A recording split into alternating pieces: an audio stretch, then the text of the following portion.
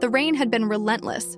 For 3 days, it poured over Oklahoma City, soaking the streets, flooding alleyways, and making survival nearly impossible for those without shelter. As a bitter cold settled in, we at Live Out Love knew we couldn't wait. We gathered supplies, tents, sleeping bags, and warm food and set out to find those who needed us most.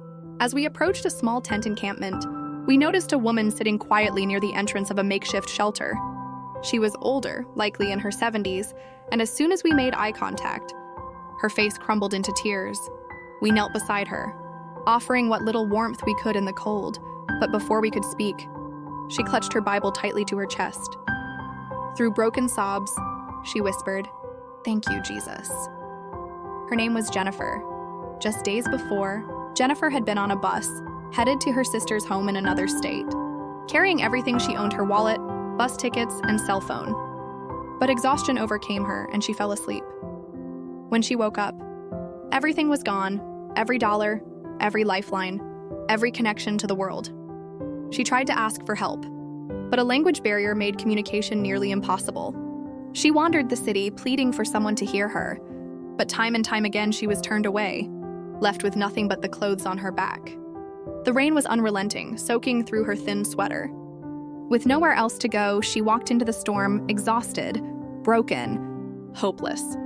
Then a miracle happened. A small group of 4 people, already struggling to survive on the streets, saw her. Instead of ignoring her, they opened their tent and let her in.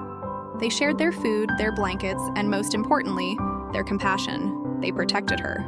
For 3 nights, Jennifer slept in a cramped tent with people she had never met, strangers who had nothing but gave her everything. And then we arrived. When we asked Jennifer where she had been heading, she broke down again. She had given up hope of ever making it home. But we knew there was another way. We bought her a new bus ticket. We gave her money for food and any necessities she might need along the way. We contacted authorities in her destination city, ensuring someone would be there to meet her. Jennifer was going home. When we told her the news, she lifted her Bible toward the sky and wept, praising God with all her heart. She knew she had never been alone.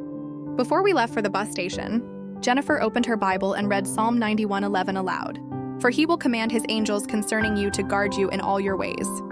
Then she looked up at us and said something that sent chills through my soul.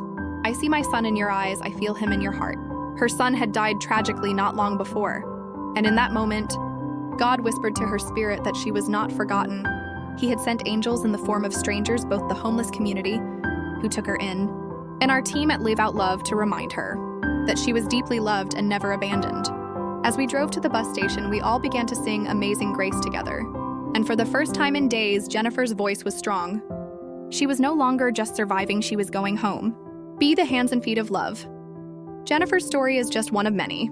There are thousands of people, not just struggling with homelessness, but trapped in moments of crisis alone, afraid, unseen.